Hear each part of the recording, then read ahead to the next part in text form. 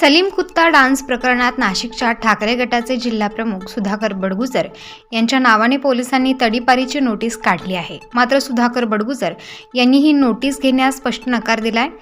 कालच मुख्यमंत्री एकनाथ शिंदे यांची नाशिकमधून पाठ फिरताच ठाकरेंच्या पदाधिकाऱ्यांविरोधात नोटीस आल्यानं ठाकरे गट आक्रमक झालाय। दरम्यान बडगुजर हे वरिष्ठ पोलीस अधिकाऱ्यांची भेट घेत कायदेशीर सल्ला घेणार असल्याचं बोललं जातंय। ऐन निवडणुकीच्या काळात सुधाकर बडगुजर यांच्या विरोधात नोटीस काढल्याने नाशिकचे राजकीय वातावरण आता चांगलेच तापण्याची चिन्ह दिसत आहेत।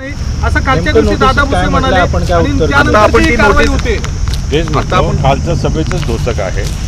कालच्या सभेमध्ये त्यांनी जी मांडणी केली त्याचं इम्प्लिमेंट होताना दिसतंय ना तुम्हाला। काय म्हटलंय नोटीसीत, आपण काय उत्तर दिलं? मी उत्तर देण्याचा अजून वेळ मागितली। मी आता त्यांना एक 10 दिवसाची वेळ मागितली।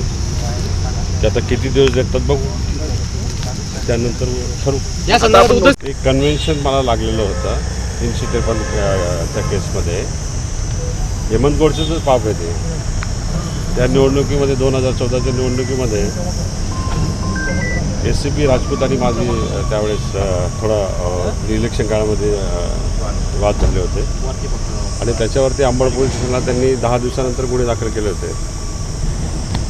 लोकसभेचा म्हणजे प्रचाराचाच मुद्दा होता तो। त्याच्यावरती मी हायकोर्टात अपील दाखल केलं आहे आणि अपील दाखल केलं असताना अशी नोटीस पोलीस प्रशासनाला काढता येत नाही। त्यांच्या ते लक्षात नाही आलं तर निश्चितपणाने येणाऱ्या काळामध्ये वकिलामार्फत त्यांना उत्तर दिलं जाईल। नोटीस तडीपार हे गुन्हेगाराला केलं जातं। हे जिल्हाबंदीची नोटीस मला मिळालेली आहे। मी लोकप्रतिनिधी आहे, जनतेचा सेवक आहे, जनतेचे सेवा करणारा प्रतिनिधी आहे। नागरिकांना जो त्रास होतो त्या गुन्हेगाराला तडीपार केलं जातं। परंतु हे राजकीय हेतूने प्रेरित होऊन ही कारवाई केलेली आहे। तुम्हाला माहिती आहे कालच या शहरामध्ये मुख्यमंत्री महोदय येऊन गेले आणि त्यांच्या सभेमध्ये कोणी कोणी काय काय स्टेटमेंट केलं त्याचंही धोतक आहे। आणि ज्या केसेस गेल्या 10 वर्षाच्या काळामध्ये माझ्यावर एकही केस नाही, ते एक बेकायदेशीर कृत्याची केस आहे। मी केलं ते बेकायदेशीर कृत्य आणि हेमंत गोडसेने केलं ते कायदेशीर आहे। ते सुद्धा बेकायदेशीर कृत्य होतं ना। त्याच्यावर मात्र गुन्हे दाखल झाले नाहीत, त्याचे CDR रिपोर्ट काढले गेले नाहीत, त्यांचे मोबाईल ट्रॅकला लावले गेले नाहीत।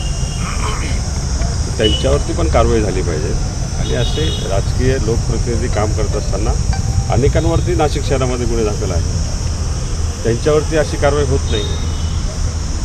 फक्त आमच्यावरती कारवाई होते, सूड भावनेने कारवाई होते, याचा आम्ही निषेध करतो। नोटीस घेतली, त्याच्यामध्ये 10 दिवसाची मुदत मागितलेली आहे।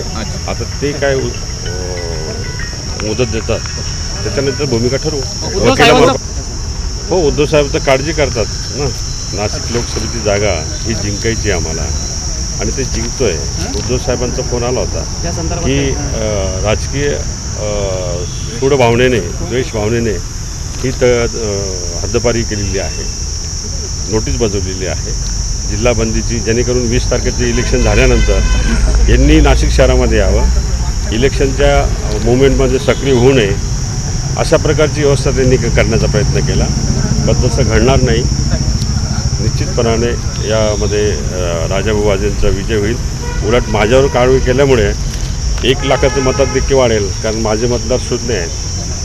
सुधाकर बडगुजर आणि त्यांच्या 2 सहकाऱ्यांना आपल्याकडनं तडीपारीची नोटीस बजावण्यात आली होती।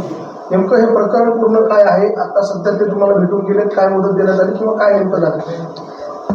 सुधाकर बडगुजर यांना तडीपारच्या संदर्भात नोटीस देण्यात आलेली आहे। त्याबाबत त्यांचं म्हणणं ऐकून घेण्यात आलेलं आहे। BP ॲक्ट 57 अनुषंगाने ही कारवाई करण्यात आलेली आहे। सुधाकर बडगुजर यांच्यावरती 2014 मध्ये इलेक्शन रिलेटेड गुन्हा या ठिकाणी दाखल होता आणि त्या गुन्ह्याला कन्व्हिक्शन लागलं होतं। त्यामुळे कोणत्याही आरोपीला जर कन्व्हिक्शन लागलं तर आम्ही 57ची प्रोसिडिंग या ठिकाणी सुरू करतो। तर ती प्रोसिडिंग आम्ही सुरू केलेली आहे। त्या अनुषंगाने त्यांना आज बोलवण्यात आलं होतं आणि त्यांनी त्यांचं म्हणणं मांडण्यासाठी मुदत या ठिकाणी मागून घेतलेली आहे। पहिलीच पहिली नोटीस. त्यांनी म्हणणं मांडत असताना त्यांनी काय तुमच्याकडे खुलासा केला आहे या प्रकरणात? त्या प्रकरणात त्यांनी म्हणणं मांडत असताना सांगितलं की हायकोर्टामध्ये अपील केलेलं आहे आणि त्या संदर्भातले त्या सर्व कागदपत्र माझ्यापुढे सादर करणार आहे. किती दिवसाची मुदत दिली त्यांना? त्यांना 8 दिवसांची मुदत या ठिकाणी दिलेली आहे. ते विषय असा आहे मॅडम, काल त्यांचं नाव काढलं गेलं मुख्यमंत्र्यांच्या सभेमध्ये, आज नोटीस दिली अशी ती ओके, ठीक. स्टार न्यूजसाठी मोहसिन पठाण, नाशिक.